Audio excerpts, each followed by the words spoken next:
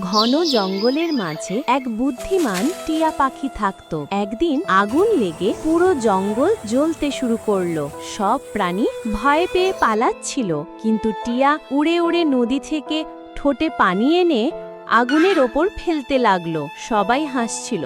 এতে কি আগুন নেভে? টিয়া বলল, আমি আমার দায়িত্ব করছি, তোমরাও করো। টিয়ার সাহস দেখে হাতি, হরিণ, বানর সবাই মিলে পানি আনতে লাগলো। কিছুক্ষণ পর আগুন নিভে গেল আর জঙ্গল আবার প্রাণে ভরে উঠল। সেই দিন থেকে সবাই টিয়াকে জঙ্গলের নায়ক বলে ডাকতে লাগলো। কিন্তু হঠাৎ টিয়া কাঁদতে শুরু করলো। সবাই অবাক হয়ে জিজ্ঞেস করলো, কেন কাঁদছো নায়ক?